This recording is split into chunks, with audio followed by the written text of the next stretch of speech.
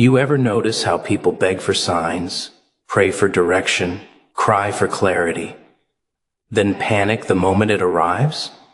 They say they want guidance, but when the command comes, close it, end it, walk away, suddenly they act deaf. They think strength is holding on, squeezing life out of something already gone cold.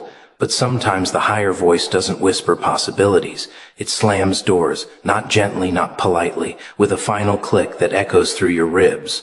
Closed chapters are protection, not punishment. That's the part nobody likes to hear. People always imagine the universe, fate, destiny, that unseen hand, as some benevolent storyteller who only gives beginnings dressed in sunlight.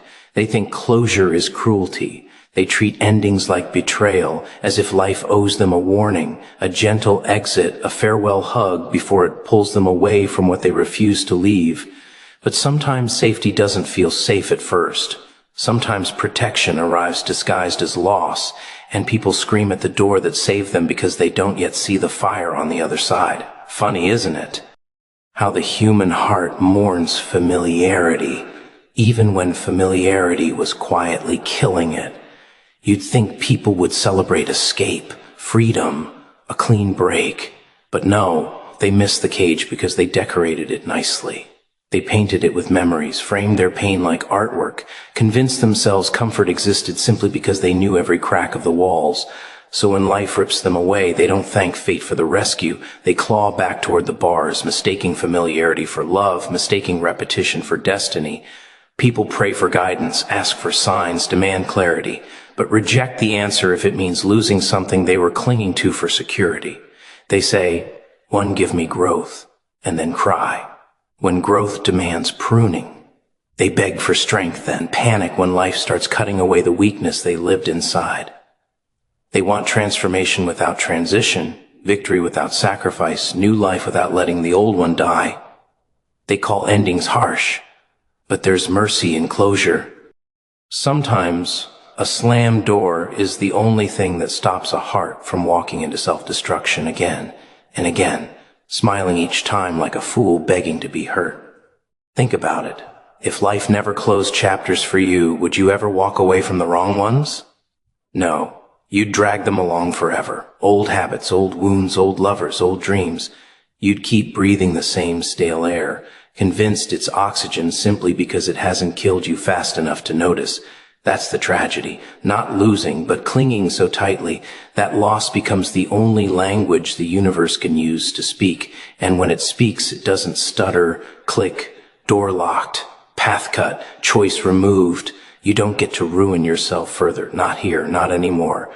But the screams that follow, the confusion, the bargaining, the why, me.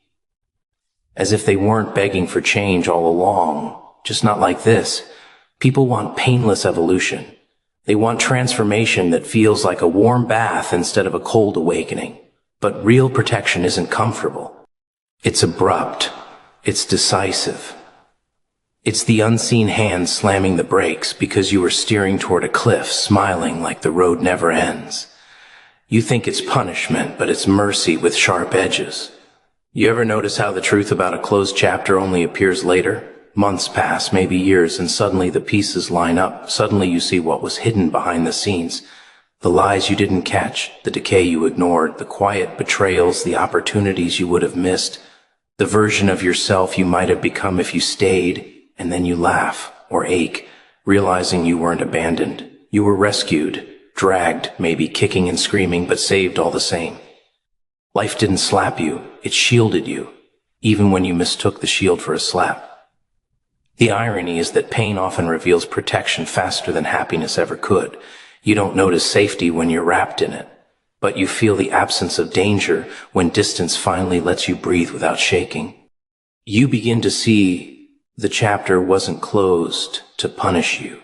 It was closed to stop you from punishing yourself with something too small, too broken, or too beneath the version of you that was quietly waiting to emerge.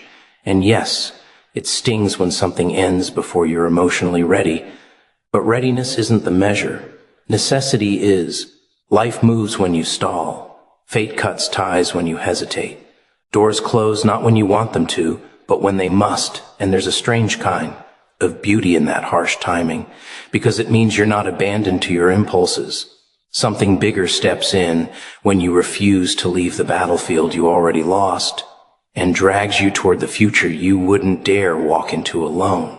Closed chapters aren't punishment, they're protection in disguise.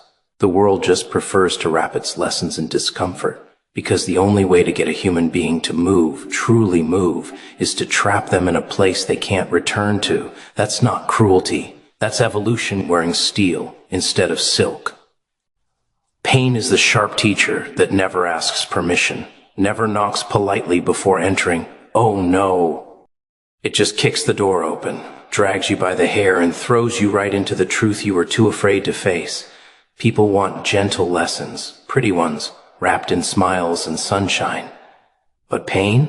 Pain isn't here for comfort. Pain is here to carve, to reveal, to strip away illusions you lovingly built like a child stacking playing cards, thinking the tower would reach heaven if you just believed hard enough. Belief is sweet, but reality is ravenous.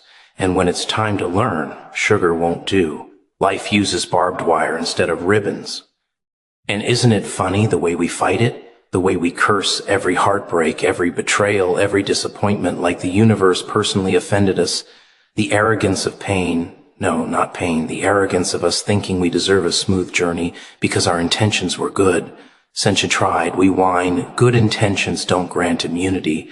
Do you know how many tragedies were built on good intentions?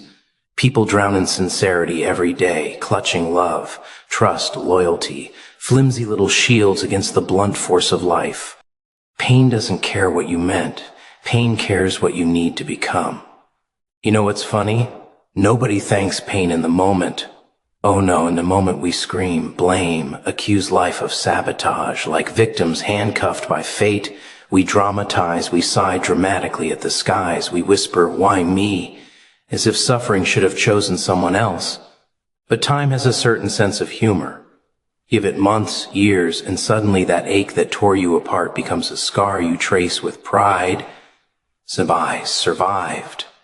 Suddenly the wound becomes a story, the story becomes power, and power becomes identity.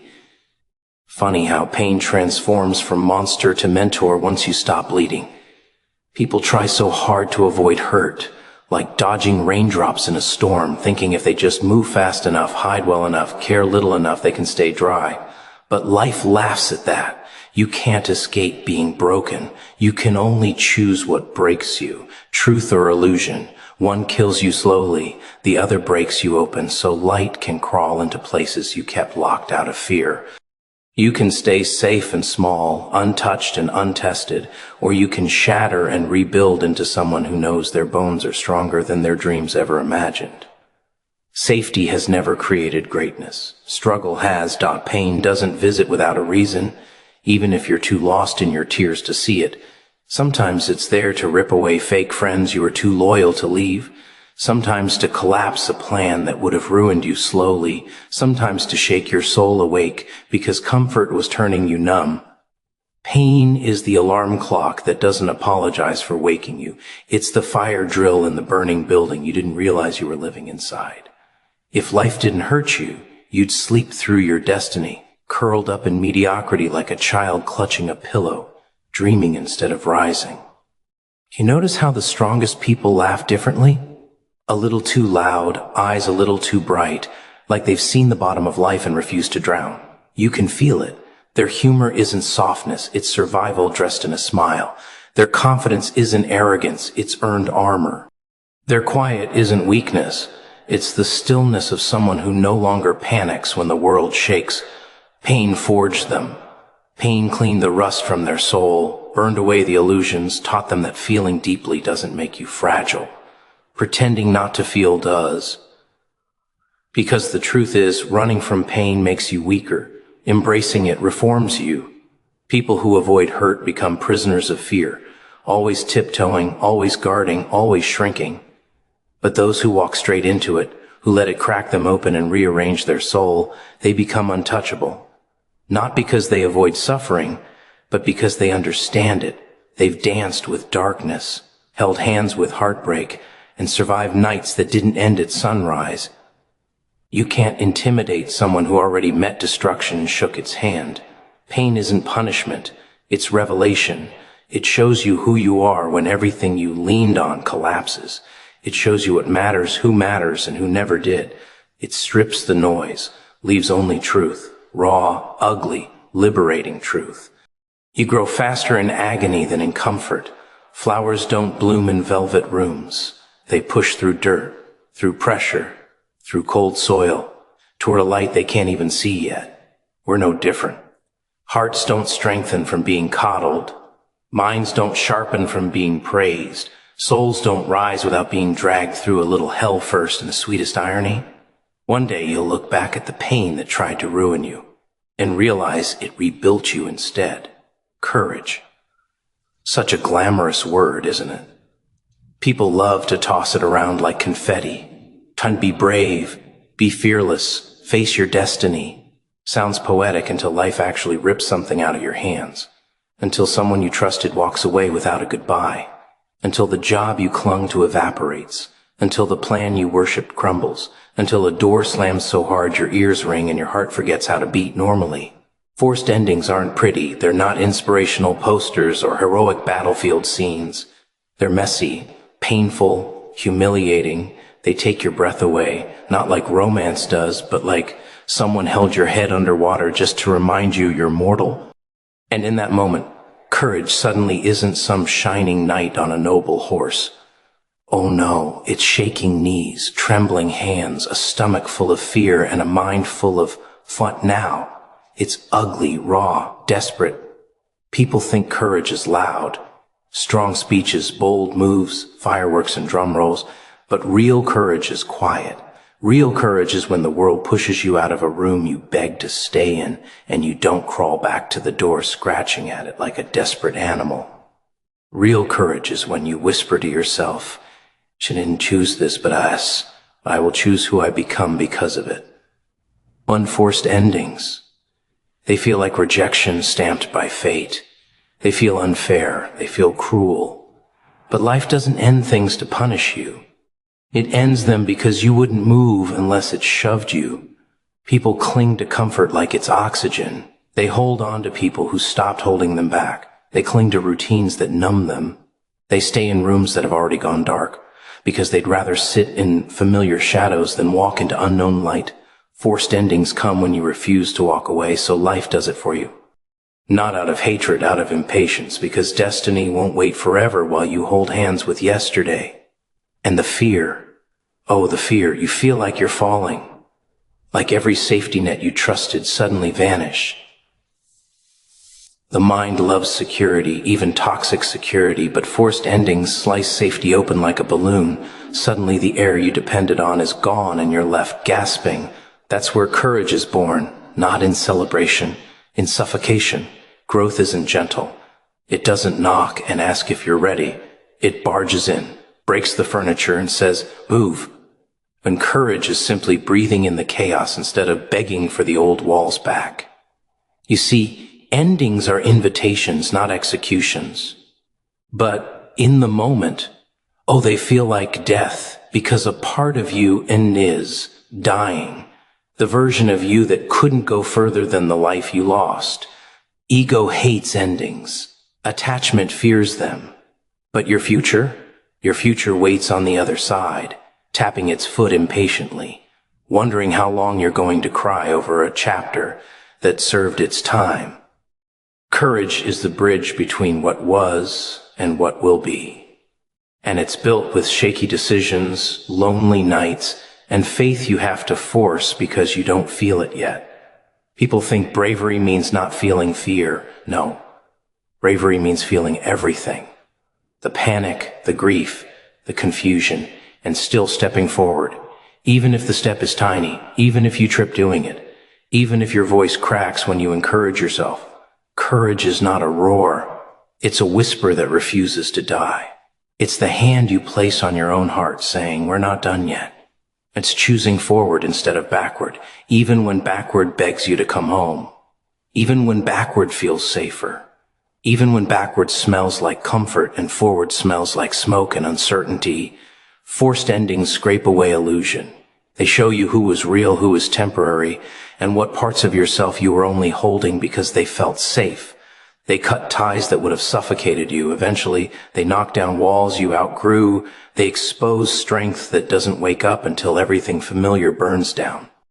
And as terrifying as that fire is, imagine staying cold your whole life just because you were afraid to get burned. So when life slams a door so hard it echoes, don't rush to rebuild it. Feel the shock, feel the hurt. But don't you dare shame the pain. It's the midwife of your evolution. Forced endings aren't life abandoning you. They're life dragging you, kicking and screaming if necessary, into the next version of yourself. The stronger one, the sharper one, the one who finally understands that sometimes the universe doesn't wait for your permission to save you from smallness. And the funny part?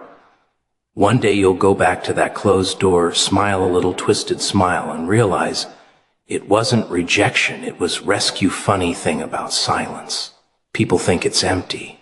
They hear quiet and assume nothing is happening, nothing is moving, nothing is being built. But the loud ones, the impatient ones, they don't understand the real magic. They think progress must make noise. They think growth needs applause. They think every step must echo. Meanwhile, the universe prefers whispers. It likes to work in the dark, behind locked doors, after chapters close and the lights go out. Trust doesn't bloom when everything is clear and controlled. Trust begins when the door shuts, the plan disappears, and you're left staring at a hallway with no map, no sign, no guarantee. Most people panic there. They pound on the closed door like prisoners begging their cell back, desperate for comfort, disguised as certainty. When life stops giving answers, something interesting happens. Your ego dies a little. That voice that used to shout, "You know what to do," suddenly stutters. Confidence turns to questions. Control slips through your fingers, and you're forced to rely on something far more unsettling than logic. Surrender, not the pathetic kind, not the throwing hands up dramatic surrender. No, this is the quiet surrender. The moment you stop fighting the ending and start accepting the unknown. It's uncomfortable, humiliating even, because you can't lean on your cleverness anymore. You can't predict, can't plan your way out. You just trust. And oh, how the mind hates that. It kicks, it screams, it bargains anything to avoid uncertainty. But there it is. Silence. The test no one can cheat. People only preach belief when they feel safe. They praise hope when the road is smooth. But real belief shows up when you're blindfolded, pushed into a maze and told to walk anyway. When you can't see what's next, can't hear any sign, can't feel solid ground. Just that strange pull inside your ribcage saying, "Let go anyway." That's where trust begins. After certainty dies, after doors close so loudly your confidence cracks, after the world quiets and you feel abandoned by every plan you once worshipped, you think endings are punishment. But sometimes silence isn't abandonment. It's preparation. You can't hear new guidance if you're busy clinging to old noise. The strongest people you'll ever meet aren't the loud ones beating their chests, pretending they never doubt. They're the ones who learned how to walk unseen, unsure, uncelebrated, and still moved. They learned to breathe in uncertainty like oxygen. They learned to smile in the dark because they understood darkness isn't danger, it's camouflage. It protects what's growing before the world is ready to see it. Some doors shut not because you failed, but because success needs privacy first. Seeds grow underground before anyone claps for them. Caterpillars dissolve into nothing before wings form. Transformation looks like death right before it becomes life. And silence is the cocoon. You ever notice how people panic in quiet rooms? They need noise, chatter, validation, reassurance, like children afraid of the dark. But the wise ones, they sit in stillness with a kind of twisted comfort. They know silence doesn't mean stuck. They know nothing happening on the surface doesn't mean nothing's happening at all. They know timing is a trickster. Always late by your schedule, always perfect by its own. You can't rush what's meant to develop. You can't pry doors back open just because you're lonely or bored or scared. Forced silence isn't cruelty. It's training. You're learning to stop worshiping control You're learning to trust what you cannot see, and that terrifies the part of you that always needed certainty to feel safe. People look for signs, flashing lights, mysterious messages, dramatic revelations, but sometimes the only sign you get is a closed door and the sound of your own breath. The question is simple. Will you trust when nothing makes sense? Will you hold your ground when your pride wants to run? Will you keep moving when the path disappears? That's where belief becomes real, not in comfort but in confusion, not in clarity but in chaos. Growth always asks the same question. Can you walk when you can't see? Silence isn't emptiness, it's instruction. Closed doors aren't rejection, they're redirection. And trust doesn't begin when you get answers. Trust begins when you stop demanding them. Because the moment you're forced into the dark, the moment you're stripped of certainty and choice and noise, that's when faith isn't a pretty word anymore. It becomes survival. It becomes strength. It becomes the quiet fire inside you that refuses to die just because the world went quiet first letting go. The most terrifying magic trick life forces us to perform. Not because it takes something from your hands, but because it dares you to open them. Humans cling to memories, to people, to versions of themselves that expired long ago. They grip loss like it's love, clutch familiarity like it's salvation. They hold so tightly to what once felt safe that their knuckles turn white and their spirit turns suffocated. And life, with its wicked sense of humor, whispers, "Sass, if you just open your fist, something new could fit there." But no, comfort seduces, nostalgia hypnotizes, and the past promises warmth while quietly draining you. People don't get trapped by cages. They get trapped by what they refuse to release. Funny, isn't it? How we beg for better but refuse to drop worse. We pray for change, then panic when something shifts. We ask for growth, then cling to the same habits like security blankets. We want new blessings wrapped in old routines. But life doesn't negotiate with fear. It removes what blocks your path, even if you call it precious. It pulls away people who are only meant for a season. It dissolves identities built on survival, not destiny. And when life takes, we scream betrayal, not realizing we were worshiping limitations the whole time. Release doesn't feel like freedom at first. It feels like grief disguised as emptiness. Oh, emptiness, what a misunderstood space. People rush to fill it, drown it, distract it, run from it. They think emptiness means failure, abandonment, punishment, but emptiness is simply room.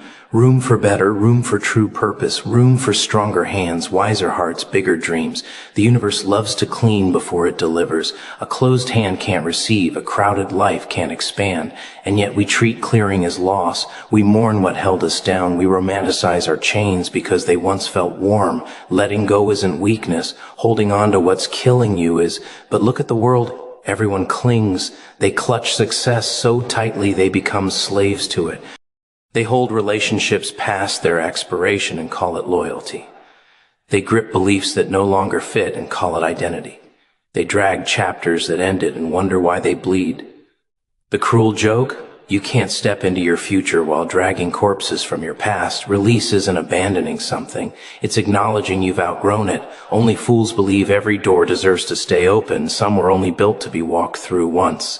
And here's the twist. Letting go isn't always chosen. Sometimes life pries your fingers open, one painful crack at a time. It removes people you thought you needed. It shatters plans you swore were perfect. It forces change through loss, like ripping off masks you didn't know you were wearing. You think you're being punished, but really you're being emptied. And emptiness feels like death until something new rises. But most people never get there because they rush back to what hurt them simply because it's familiar. They reopen closed doors like addicts chasing yesterday. But you, if you really want the life whispering to you in your sleepless nights, you must surrender the one that weighs on your ribs. You must unclench your soul, let habits die. Let relationships fade without clawing at closed exits. Let identities burn so a truer one can form from ash. Let silence replace noise. Let endings breathe. You don't lose by releasing. You lose by holding what's gone. The universe cannot steal from you. It only trades. But you can't receive the trade if your hands are locked around ghosts. There's a strange peace in letting go. At first it feels like falling, then like floating, then like flying. The moment you remove what wasn't meant to stay, life doesn't just add, it overflows. But not before testing you, not before seeing whether you trust enough to stand in the void without running back to your past. Replacements don't arrive while you cling. They arrive when you finally exhale, when you stop negotiating with endings, when you stop dragging what tried to leave. Release isn't losing. Release is clearing space for what's overdue to arrive, and the moment you let go of what once felt necessary, that's the moment something greater starts moving towards you, almost amused that you held on so long to something so small. Results. Everyone wants them. They worship the finish line like it's a throne. They crave the applause, the recognition, the moment they finally get to say, "See, I was right." But here's the part nobody likes to talk about. Results don't show up for the loud. Results don't bow to the desperate. Results don't come for those who scream their dreams into every ear they find, hoping validation will speed things up. Results belong to the disciplined, the quiet, the ones who don't need to announce every move just to soothe their insecurity. Funny, isn't it? The world thinks success is loud, but real results walk in silently and rearrange the room without saying a word. Words are cheap. That's the hidden joke. Anyone can declare ambition. Anyone can boast about their plans, swear they're destined for greatness. People love to sound powerful because sounding powerful feels easier than actually being powerful. They say, just wait until you see me, as if talking builds empires. But dreams don't respond to voices, they respond to commitment, to sacrifice, to sweat and solitude and hours spent unseen. There are people who treat ambition like a costume, flashy to wear but uncomfortable when it's time to actually move. They talk because talking is safer than doing. Doing exposes you. Doing tests you. Doing is where fantasies go to face truth. And truth is cruel in the beginning. It demands patience. It demands humility. Results don't come when you want them to. They come when you've earned them with your silence, your consistency, your refusal to quit, even when nothing seems to be happening. Oh, that part is delicious. The waiting, the part where everyone else thinks you're wasting your time, where the world doesn't clap, where the progress isn't visible, where you start questioning whether you're delusional or destined. Most people break right there. They abandon the journey because it didn't perform quickly enough for their ego. But those who endure, they look almost insane in the process, quietly grinding, willingly misunderstood, choosing pressure over popularity. They don't need crowds cheering their beginnings because they know crowds only show up at the finish. They know silence isn't emptiness, it's incubation. They know solitude isn't punishment, it's preparation. And while others chase attention, they chase mastery. While others talk about their goals, they sculpt theirs in private. And one day, not suddenly but inevitably, results show up like a shadow behind them, heavy, undeniable, impossible to ignore. You ever see someone who succeeded after everyone doubted them? They don't need to scream, they don't need revenge speeches or dramatic monologues.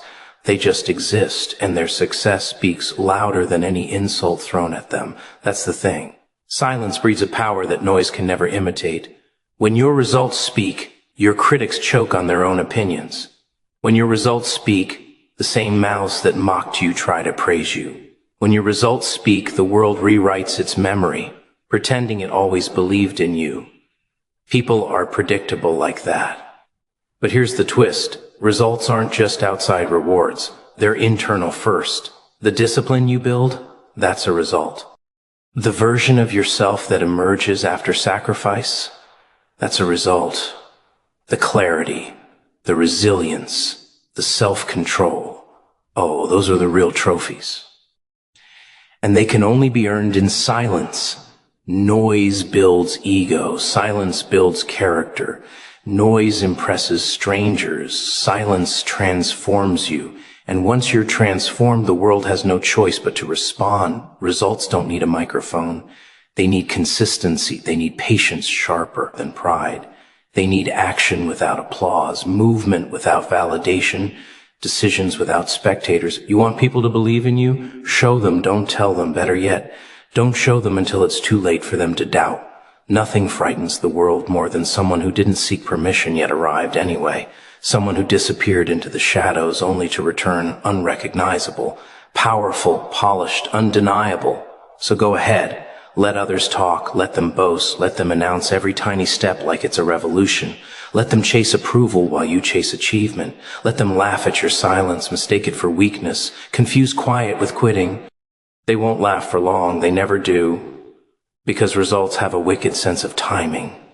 They always show up right when the doubters get comfortable. And when they finally arrive, when your progress stands taller than excuses. When the reality of your work eclipses every rumor and every doubt, you won't need to say a word. The world will speak for you. The same voices that once whispered your limitations will suddenly repeat your name with awe, curiosity, fear, respect, and just a touch of regret for ever thinking you needed noise to matter. Everyone loves the idea of a fresh start, new life, new destiny, new level, right? Sounds beautiful, inspiring, like a sunrise in a storybook. But here's the uncomfortable secret. New beginnings don't happen when you want them. They happen when you become someone the old world can no longer contain. And oh, that transition, it's messy, it's violent. It's a quiet war in your own skin. People don't talk about that part. They like to pretend rebirth is gentle. Meditation sounds, candlelight, a little journaling, maybe a motivational quote on the wall. Cute fantasies. In truth, transformation feels like tearing your own identity apart and sewing a new one together with bleeding fingers. Everyone wants the reward. Nobody wants to kill the version of themselves that was only built for survival. You can't step into a new chapter while dragging the corpse of who you used to be, yet most people do exactly that. Hauling trauma like luggage, clutching their insecurities like heirlooms, carrying resentment like a trophy. They say they want new life, but they refuse to bury the old one. They want change without sacrifice, evolution without ego death, destiny without letting go of who they were when they settled. Funny creatures. They think they can upgrade while staying the same model. Growth demands violence, but not against others, against your own limitations. You don't rise by fighting the world. You rise by fighting the version of yourself that comfort created, the version that flinches, hesitates, panics, seeks approval, avoids risk, bows to fear. That version served you once, sure. It kept you alive in chaos, helped you survive what broke you. But survival and evolution are different beasts. You can't worship your coping mechanisms and expect to outgrow them. Security blankets turn into straitjackets. If you cling too long, safety soon becomes suffocation. And the universe watches, waiting to see if you'll choose the familiar cage over unfamiliar freedom. New beginnings don't feel like beginnings. They feel like endings dressed as loss. You lose friends who loved your smallness. You lose habits that kept you numb. You lose pieces of identity that once felt like home but were really cages with nice wallpaper. And you mourn them even when they destroyed you. Humans grieve comfort before they celebrate transformation. That's the rule. They cry over old skin before they grow new muscle. They ache for the past before they step into the unknown. They confuse nostalgia for love, weakness for loyalty, and fear for instinct. They cling until life peels their fingers back one by one. Starting over isn't glamorous. It's lonely. It's quiet. It's walking away from applause because you finally realized applause wasn't progress. It was seduction. It's becoming a stranger to the world so you can become familiar with your potential. It's choosing discomfort over distraction. It's burning bridges not out of anger, but because the road ahead doesn't need them. You don't evolve by returning to what wounded you. You evolve by outgrowing it so thoroughly that going back would feel like wearing broken bones as jewelry. And the world? Oh, the world won't clap for you when you transform. Not at first. They'll mock your silence, misread your distance, call you cold, arrogant, delusional. They'll say you've changed, like it's an accusation, rather than the highest compliment evolution can earn. They'll try to pull you back, not because they hate you, but because your growth exposes their stagnation. Your wings offend people who fear heights. Your evolution threatens people who only ever learned how to crawl. let them chatter, let them cling to small rooms. You're not destroying bridges. You're leaving doorways too narrow for the person you're becoming. New life doesn't introduce itself politely. It arrives after confusion, after heartbreak, after isolation. It crawls out of silence, built by discipline and doubt and tiny choices no one ever saw you make. And then one morning, without applause, without announcement, you wake up different, not louder, sharper, not happier, stronger, not fearless, but willing. And that's the moment new life begins. Not when the world sees your change, but when you can no longer pretend to fit back into who you were. You ever wonder what it would sound like if God apologized? Not in thunder, not in lightning, not in some holy drama, but quietly, like a whisper through cracked walls. Imagine that. The creator of everything looking down and saying, I'm sorry. Sorry for what you went through. Sorry for what broke you. Sorry for what didn't make sense. Sorry for the nights you begged for answers and only heard silence. Not because he made a mistake, no, but because maybe, just maybe, you were part of something he couldn't explain to you. Yet pain was never punishment, it was preparation. People hear the word pain, and they flinch like it's a curse, a sentence, something to be avoided at all costs. But pain is personal tutoring from the universe itself. It doesn't come to destroy you, it comes to design you. It's the sound of the old version of you being ripped away so the real one can breathe. The problem is no one tells you that. They just say, stay strong, have faith, it'll get better. Empty words from people who've never sat in the dark long enough to hear their own soul scream. You think pain is punishment because it feels cruel. It doesn't tell you why it's there. It doesn't explain itself. It just breaks, burns, takes, and waits for you to understand you. Look around when everything falls apart and think, what did I do wrong? Funny how we're wired like that. To assume every storm means we've sinned, every silence means we've been abandoned. But what if pain wasn't punishment at all? What if it was a divine classroom? A brutal one, yes, but the only one that works. Because nothing teaches like suffering does. Nothing humbles like loss. Nothing awakens like heartbreak. When you're comfortable, you don't change. When everything's smooth, you stop listening. It's only when life cracks your bones a little that you start asking the right questions. It's only when everything hurts that you start paying attention. Pain strips away the unnecessary. The fake smiles, the false identities, the crowd you called friends, it all melts. Pain doesn't negotiate. It doesn't care about your titles or your trophies. It just wants to know one thing. Who are you when everything's gone? It rips the masks off because destiny doesn't deal with actors. You can't fake strength in a storm. The wind exposes what's real. And once pain is done tearing through your illusions, you're left raw, unguarded, trembling, but true. That's where preparation begins. That's where the real building starts. You don't learn resilience from comfort. You learn it from falling apart and realizing you're still breathing. Everyone wants purpose, but no one wants the process that births it. You can't carry greatness with soft hands. The weight of destiny demands calluses, scars, sleepless nights, and tears that taste like iron. Pain forges what peace cannot. When the fire comes, it doesn't ask permission. It burns what's weak, tests what's strong, and reveals what's eternal. People call it unfair, cruel, unnecessary.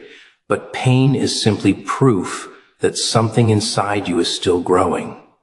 Growth doesn't happen in safety. Growth happens in pressure, in confusion, in betrayal, in the moments where you think it's over, but something inside whispers, not yet. Think about it. Every powerful person you admire has one thing in common. They've suffered deeply, publicly or privately. They've all been through something that tried to break them, and maybe it did for a while. But pain never leaves you the same. It either poisons you or purifies you. And the chosen, they let it purify. They take the fire and let it mold them into something unrecognizable. Pain doesn't kill them. It forges armor around their soul, the kind that doesn't rust, doesn't crack, doesn't flinch when life throws another blow. They stop fearing pain because they realize pain is the only thing that ever told them the truth. See, punishment ends things. Preparation begins them. Punishment closes doors. Preparation builds them. You thought God was angry, but he was training you. You thought life hated you, but it was hardening you. You thought pain meant failure, but it was actually prophecy, whispering, "You're not ready yet, but you will be." Every heartbreak taught you discernment. Every betrayal taught you boundaries. Every delay taught you patience. Pain was never trying to destroy you. It was trying to remove the version of you that couldn't survive where you're going. It's strange, isn't it? The very moments that made you question your worth were actually shaping your worth. The nights that made you doubt your strength were the ones building it. Pain isn't there to punish you for your past. It's there to prepare you for your purpose. It teaches you how to endure what others would escape, how to walk through fire and smile while your shoes melt. It rewires your nerves to handle the heat of your own destiny. Because when you finally arrive where you're meant to be, it won't be peaceful. It'll be pressure, responsibility, attention, temptation, and pain is the only thing that can make sure you're ready for all of that. Without breaking again, pain was never punishment. It was rehearsal. Every tear was a script. Every scar a line you'll someday deliver to someone else who's bleeding and doesn't believe they can survive it.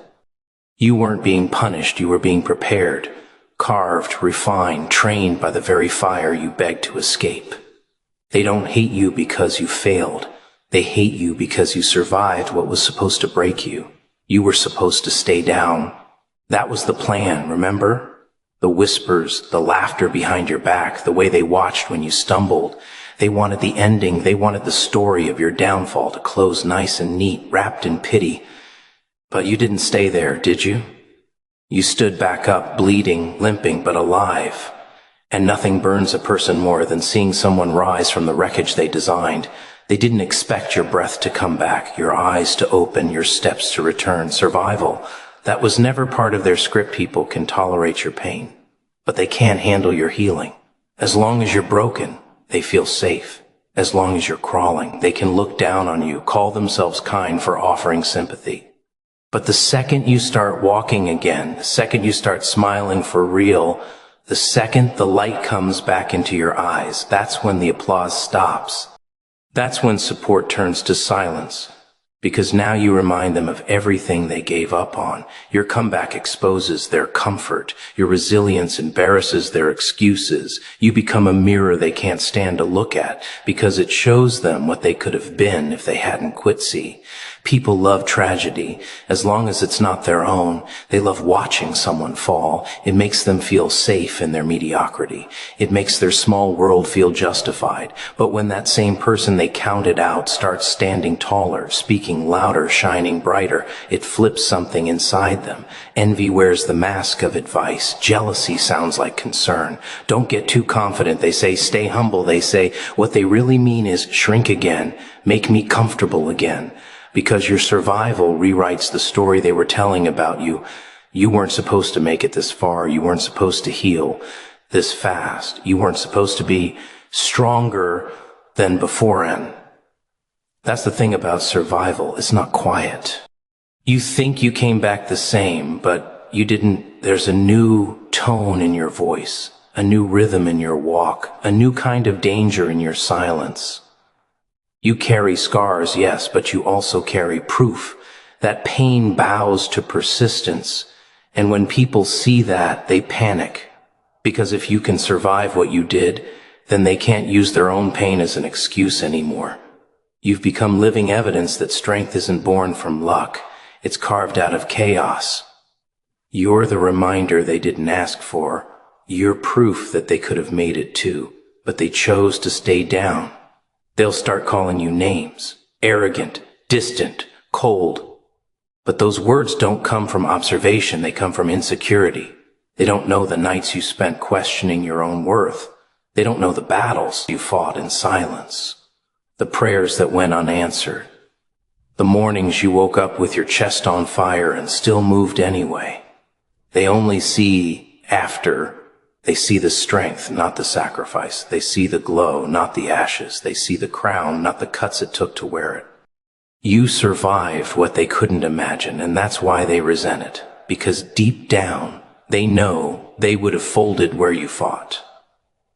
They don't hate the light, they hate the reminder that it came from darkness. You didn't just rise, you exposed everything fake around you. Every friend who clapped for your weakness but not your win. Every voice that prayed for your peace but couldn't stand your power. Survival has a strange way of cleaning the room. The crowd thins, the noise dies, only real energy remains. You'll look around and realize how many people were only loyal to your wounds. They liked the version of you that needed saving, not the one that learned to save itself. But that's the beauty of surviving. It burns off everything that was never real.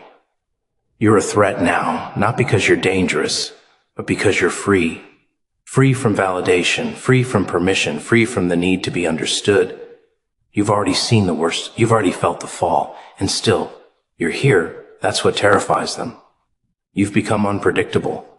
You don't respond the same, you don't beg the same, you don't break the same. You move like someone who's already faced death in 1,000 small ways and decided to keep living anyway. They don't know what to do with someone like that. They can't control someone who's no longer afraid of losing.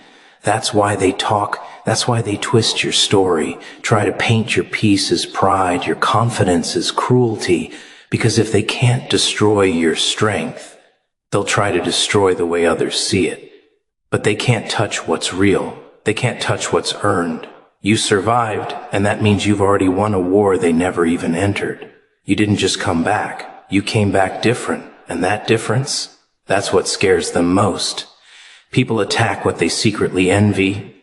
It's almost poetic, isn't it? The same mouths that once smiled in your face are now the ones spitting venom behind your back. But envy doesn't wear green, no. It wears familiarity. It hides behind laughter, compliments, just being honest moments. It's that uncomfortable glance when you walk in the room, the sudden silence that feels heavier than words. You think they dislike you, but no, that's too simple. They want to be you. Or more precisely, they want the peace that lives inside you despite the hell you've walked through. You've got something they can't fake, something they can't buy, something they can't steal, and that's what drives them mad. See, envy isn't about possessions, it's about presence. It's not the car, the money, or the followers that bother them. It's the fact that you can smile without pretending. It's the way you move without begging for permission.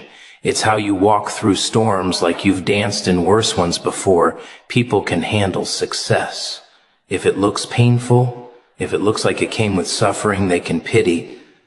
But when you make strength look effortless, when you make calm look cool, when you wear resilience like a second skin, they can't stomach it, because now your existence challenges their excuses. You're the proof that pain can be power, and power without apology threatens the fragile world they live in. They'll never say they envy you. No, that would make them look small. Instead, they'll disguise it. They'll call you lucky. They'll say you've changed. They'll whisper that you've forgotten where you came from. They'll pick apart your smallest flaws, your tone, your silence, your joy, anything that reminds them you've evolved beyond the box they built for you. It's not about who you are now. It's about who they thought you'd stay. People get comfortable watching you struggle because it makes them feel superior. The second you rise, it exposes the fact that they chose to stay crawling. That's what envy is. It's not hate for what you have. It's grief for what they lost when they stopped growing. Envy makes people unpredictable. It turns admirers into critics, friends into competitors, and supporters into saboteurs. One day they're cheering you on. The next they're dissecting your every move. They don't want your life. They want your light. They want that invisible strength, that quiet knowing, that unshakable thing inside you that says, no matter what, I'll make it. They try to dim it with rumors, mockery, fake advice.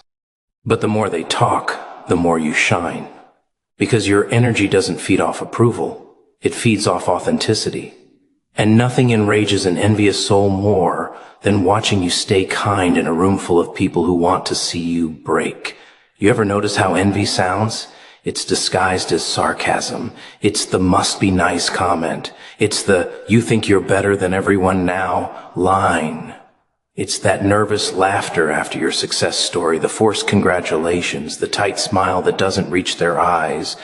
They want to celebrate you, but their ego won't let them. Because to them, your success isn't inspiring, it's insulting. It reminds them that while they were busy doubting, you were busy doing. It reminds them that while they were mocking, you were manifesting. It's a mirror, and mirrors make cowards uncomfortable. You'll feel their energy before they ever say a word. That shift in tone, that sudden coldness, that's envy trying to find an exit. They'll keep testing you, trying to see if you'll shrink. That's what they really want. Not your failure, your silence. They want you to second guess yourself, to tone down your glow so they can breathe again. Don't. The moment you dim your light to make someone else feel comfortable, you validate their insecurity. They'll only respect you when you stop caring if they do. Envy can't survive in the presence of someone who knows their worth and refuses to apologize for it. It's not your job to convince them. You deserve your blessings. You paid for those moments in blood, in tears, in lonely nights where no one clapped. You earned the smile, the peace, the glow. You didn't steal it, you built it, and deep down they know it. That's what hurts. They can't stand the fact that you didn't need permission to evolve, that you walked out of the cage. They're still sitting in, pretending it's comfort. They'll twist your story, call your growth ego, your healing pride. Because when you heal faster than they expected, you destroy the narrative they built about you. They won't admit they envy you, but you'll see it in their reactions. The ones who used to check on you suddenly go quiet when you win. The ones who said they'd always support you stop clapping when your light shines a little too bright. Don't take it personally. Envy is silent confession. It's a compliment wrapped in poison. They wish they could do what you did, endure what you did, rise how you did. But instead of learning from you, they'd rather resent you. It's easier to hate than to heal, easier to point fingers than to face the truths. So when people attack you, smile. When they whisper, let them, they're revealing something sacred. Your existence disturbs their comfort. That's how you know you've evolved. You become the walking reminder of what's possible. You've turned their disbelief into discomfort. And in this world, that's the loudest kind of victory. There is forced exits, are divine redirections. You don't see it while it's happening, though. At first, it just feels like loss. The job that suddenly disappears. The friend who ghosts you without warning. The door that shuts so hard you swear you can still hear it echo at night. You think it's rejection, failure, punishment, but it's not. It's movement, the kind that doesn't ask for your permission. Because if life waited for you to feel ready, you'd never leave the places you've outgrown. You'd cling to comfort until it rotted in your hands.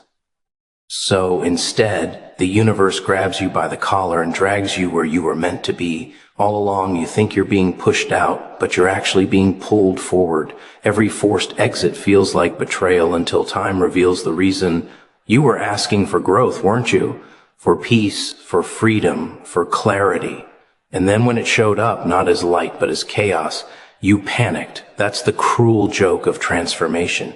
It doesn't knock politely. It breaks in, it flips tables, exposes lies, burns bridges, removes people. It feels violent because it has to be. You don't change gently. You change when you're cornered, when comfort turns into poison, when staying becomes suffocating. And that's when life says, enough, you're leaving now.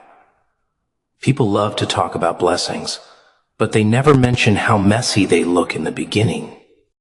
How a blessing can look like a breakdown, how a miracle can feel like being fired, dumped, or abandoned. Forced exits are God's way of closing doors. You're too loyal to shut yourself because you won't leave what's familiar, even when it's killing you slowly. You won't end the friendship, quit the job, walk away from the person who stopped seeing your worth. So the divine does it for you. It's not cruelty, it's correction. You think you've been kicked out, but really you've been rescued. You were trying to build a future on borrowed time, and life said no more. Like, you look at every moment that broke you and you'll see a pattern. Every loss led to a lesson. Every ending opened something new. The job that ended forced you to create your own lane. The breakup that shattered you taught you self-respect. The betrayal that humiliated you showed you the difference between real and fake. You were never being punished. You were being redirected toward the version of you that wouldn't settle anymore. Forced exits strip away the illusion of control. They make you see who was never really for you, what was never really yours, and where you were never meant to stay. They take the mask off your comfort zone and show you the truth hiding underneath. It's funny, isn't it? How we beg for signs, and then when they come, we call them disasters. You say, I want peace. And then suddenly every toxic person disappears. You say, I want purpose. And then your old path collapses. You say, I want freedom. And then you lose everything that kept you chained. You think the world is against you, but maybe it's actually working for you, just in a way your heart doesn't understand yet. Forced exits are loud mercy. They're grace disguised as grief. They hurt because they're honest, because truth never leaves quietly. Most people stay too long in the wrong rooms. They wait for permission to leave, hoping something will magically change. But the thing about wrong rooms is, they never change. They drain your spark, your confidence, your creativity. And when you're too afraid to walk out, life throws you out. Suddenly the door slams and you're standing there, angry, confused, alone. But slowly, painfully, you start to breathe again. You start to see color again. And it hits you. You weren't losing anything real. You were losing illusions. You were losing comfort that had turned into a cage. You were losing what was blocking the next chapter. There's always resistance before redirection. You'll fight it, deny it, curse it. You'll try to crawl back through the closed door, thinking maybe if you knock hard enough, it'll open again. But it won't, because that version of you, the one who fit in that space, doesn't exist anymore. The exit wasn't punishment. It was evidence of evolution. You grew too big for where you were planted. The walls that once felt safe started closing in because they couldn't contain you anymore. You were never meant to shrink yourself to fit. The push wasn't rejection, it was release. People will misunderstand your exits. They'll say you're ungrateful, unstable, impulsive, but they don't see what you felt inside. That quiet, knowing that something was off, that you were out of alignment. They don't understand the whisper that kept saying, when it's time.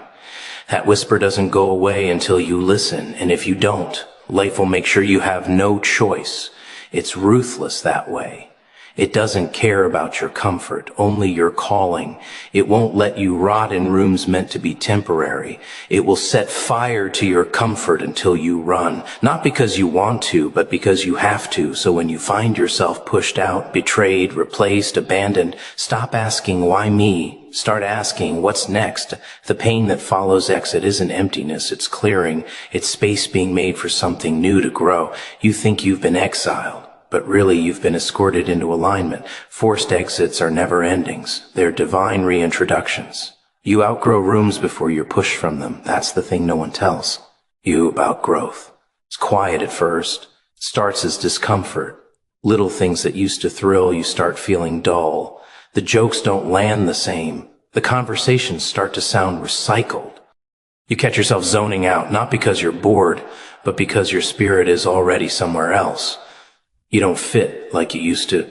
The laughter feels forced, the energy feels stale, and the air feels too heavy to breathe. That's not arrogance, that's evolution.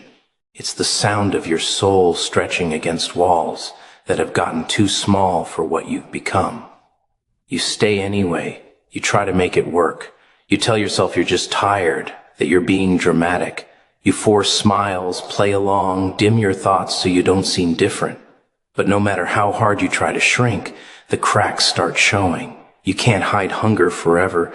You can't pretend you're comfortable in a space built for an older version of you.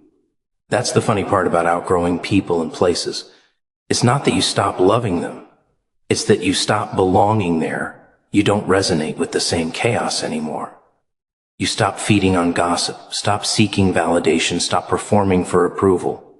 And when that happens, the room notices before you do. People can sense when you've changed, even when you say nothing. The same people who used to love your company start getting uneasy around you. You haven't said a word, but your silence makes them fidget. Your peace bothers their noise. Your growth exposes their stagnation. You didn't do anything wrong. You just evolved, and evolution has a scent. It smells like confidence, self-respect, discipline. The ones still chasing comfort can't stand that smell. They start pulling away, making excuses, calling you distant. That's how life signals you're ready to move. When your energy no longer fits the environment rejects it, not out of malice, but out of balance. You'll start to notice how small the room really is. Once your mind expands, you'll look around and realize you've been sitting in a circle of repetition. Same stories, same complaints, same cycles dressed in new excuses. It's not judgment, it's clarity. You see now that growth and comfort can't coexist. The same environment that once nurtured you now numbs you. And if you don't listen to that discomfort, it becomes louder. Restlessness turns into resentment. Your light starts flickering because you're suffocating it. That's when the universe starts shaking things loose. People leave. Opportunities vanish. Plans collapse. It feels cruel, but it's not. It's correction again. A divine eviction notice from spaces you've outgrown. Sometimes you'll outgrow people you thought would be permanent. You'll love them, but you'll know you can't stay. Their conversations drain you. Their ambitions don't match yours. They keep revisiting pain you're trying to heal from. You can't hate them for it. They're just not moving at your pace anymore. You tried to bring them with you, but growth isn't contagious. Everyone has to decide when to evolve, and some people never will. They'll stay in the room you left, wondering why you changed, not realizing you didn't. You just became who you were supposed to be all along. The hardest part is that outgrowing something doesn't always feel empowering. Sometimes it feels like guilt. You'll question yourself. Am I being selfish? Am I abandoning them? No. You're honoring what's real. Staying small to make others comfortable isn't loyalty, it's self-betrayal. You can't keep pretending you're the same person just to preserve old connections. Growth demands sacrifice. It asks you to leave behind the version of you that everyone understood for the version of you that no one recognizes yet. That's why it feels lonely. You're walking ahead of your time, and the crowd doesn't follow where evolution leads. You'll know you've outgrown the room when your peace feels more important than being understood. When silence feels better than noise, when solitude feels sacred instead of scary, that's when you stop chasing attention and start craving alignment. That's when validation stops mattering, because you finally trust your own voice. It's a quiet power, the kind that doesn't need to prove anything. You just move differently. Not faster, not louder, just deeper. You walk into rooms and realize you no longer need to be seen. Only to see clearly. Outgrowing a room doesn't mean you hate it. It means you've learned everything it had to teach. It was the soil you needed, but you're the seed. You were never meant to stay buried there. Growth is migration. You take the lessons, leave the weight, and move on. Some people will call it arrogance. Let them. They don't understand that staying small for their comfort would have been the real betrayal. You can't bloom in a pot designed for your roots a year ago. You're supposed to expand, even if it means breaking the pot in the process. So when the room starts to feel smaller, don't fight it. That's life whispering. It's time. You don't need permission to leave spaces that no longer honor who you've become. You don't owe anyone an explanation for your evolution. You don't have to justify your distance, your silence, your new boundaries. You just have to keep walking. Even when it's lonely, even when it's misunderstood.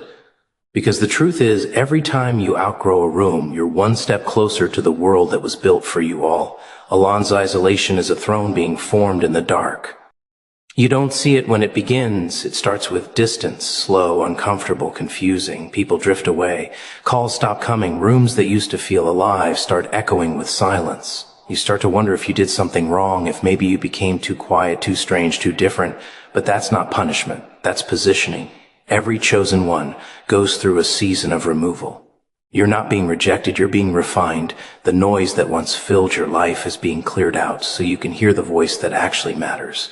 The voice inside the dark isn't your enemy. It's your workshop. It's where the noise of the world finally shuts off long enough for you to see what's really been waiting inside you. When you're surrounded by people, you can hide behind distractions. But when you're alone, there's nowhere left to run. You meet yourself in that silence, raw, unfiltered, uncomfortable. The truth starts talking. The truth about what you want, what you fear, what you've been avoiding, and that truth doesn't whisper kindly. It confronts It makes you look at the version of yourself you've been trying to ignore. That's why isolation hurts. It strips away your masks until all that's left is the real you, people. Think isolation means loneliness. It doesn't. Loneliness is emptiness. Isolation is exposure.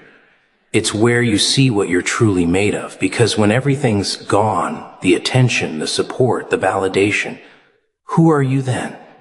When no one's clapping, no one's watching, no one's telling you you're doing great, can you still keep building? That's the question life asks in the dark. Most people crumble there because they mistake quiet for abandonment. But the dark isn't empty. It's crowded with unseen work. Every whisper of doubt, every tear that hits the floor, every night you stare at the ceiling wondering why nothing's moving, that's construction. Happening in silence. You're being built for something you can't carry yet. That's why you're isolated. Because the crowd would contaminate your clarity, their opinions, their fears, their projections.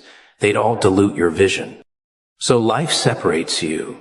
It removes the noise, the nonsense, the distractions, until all that's left is discipline. Until you stop chasing connection and start cultivating conviction. That's what the throne is. Not power, not fame, not control, but authority over yourself. The kind of strength that can't be shaken by absence. The kind that doesn't need applause to feel alive. Isolation doesn't crown you. It carves you in the dark. You learn how to sit with silence without begging it to end. You start to appreciate stillness, not fear it. You realize peace isn't found in company. It's built in solitude. You start to understand why you had to lose certain people, why you had to walk away from certain crowds. They weren't bad, but they weren't meant for where you're going. You can't build an empire in a room full of noise. You can't hear direction when you're surrounded by distraction. So the universe locks you away for a while, not to punish you, but to prepare you, to teach you the language of stillness, to make you fluent in focus. The longer you sit in the dark, the clearer things become.